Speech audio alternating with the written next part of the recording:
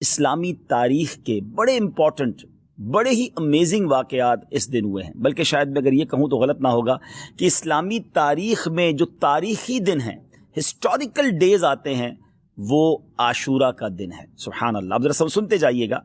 کہ حضرت آدم علیہ نبینا علیہ الصلوۃ والسلام کی جو توبہ قبول کی گئی وہ دن 10 محرم الحرام کا تھا۔ حضرت آدم کی جو پیدائش ہوئی، دا برتھ ڈے آف سیدنا آدم علیہ الصلوۃ والسلام، وہ بھی 10 محرم۔ اسی دن انہیں جنت میں بھی داخل کیا گیا۔ اسی دن عرش، کرسی، آسمان، زمین، سورج، چاند، ستارے اور جنت کو پیدا کیا گیا۔ آپ سوچئے کہ بیسکس آف دا ورلڈ جو ہیں وہ 10 محرم والے دن پیدا کیے گئے ہیں۔ سیدنا ابراہیم علیہ الصلوۃ والسلام خلیل اللہ ہیں، آپ کا جو برتھ ڈے ہے، آپ کی بھی جو پیدائش کا دن ہے، وہ بھی 10 محرم الحرام ہے۔ پھر اسی طرح اسی دن حضرت ابراہیم علیہ الصلوۃ والسلام کو جو آگ سے نجات ملی تھی، جو آگ گلزار بنی تھی، وہ بھی 10 محرم کا دن تھا۔ یہی وہ دن تھا جب حضرت موسیٰ علیہ نبینا علیہ الصلوۃ والسلام اور آپ کی امت کو نجات ملی اور فرعون اپنی قوم سمیت غرق ہوا۔ حضرت سیدنا عیسیٰ روح اللہ علیہ نبینا علیہ الصلوۃ والسلام کی جو پیدائش ہے وہ بھی 10 محرم الحرام کو ہوئی۔ جو حضرت عیسیٰ علیہ الصلوۃ والسلام کو آسمانوں پر اٹھایا گیا، ناظرین، that was also the day of عاشورہ، وہ بھی دن 10 محرم الحرام کا تھا۔ حضرت نوح علیہ الصلوۃ والسلام کے زمانے کے طوفان کو کون نہیں جانتا، مگر اس طوفان سے جو فارغ ہونے کے بعد ان کی کشتی کوہ جودی پر ٹھہری تھی، وہ دن بھی 10 محرم الحرام کا تھا۔ حضرت سلیمان علیہ الصلوۃ والسلام کی بادشاہت پوری دنیا میں مشہور ہے، مگر جو یہ بادشاہت، یہ ملک عظیم آپ کو جو عطا کیا گیا، وہ دن بھی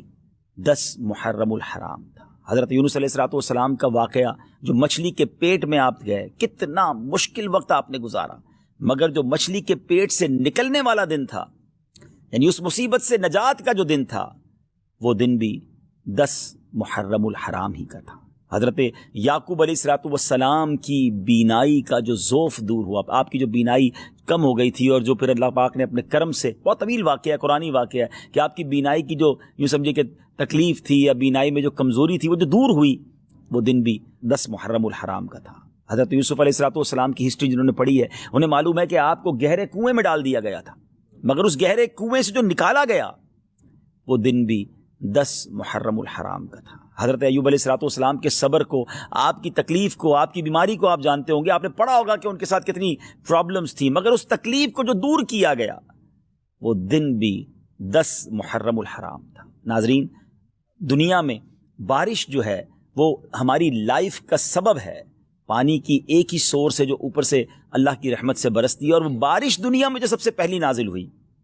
وہ دن بھی 10 محرم الحرام کا تھا۔ یہ بھی یاد رہے کہ اس 10 محرم الحرام کا روزہ پچھلی امتوں میں مشہور تھا، اور یہاں تک کہا گیا کہ اس دن کا روزہ ماہ رمضان کے روزوں سے پہلے فرض تھا، پھر اسے منسوخ کر دیا گیا۔ یہ تقریباً میں نے آپ کو 24 واقعات، انسیڈنٹ اور ایونٹس بتائے جو اس دن ہوئے، اور 25واں پھر وہ واقعہ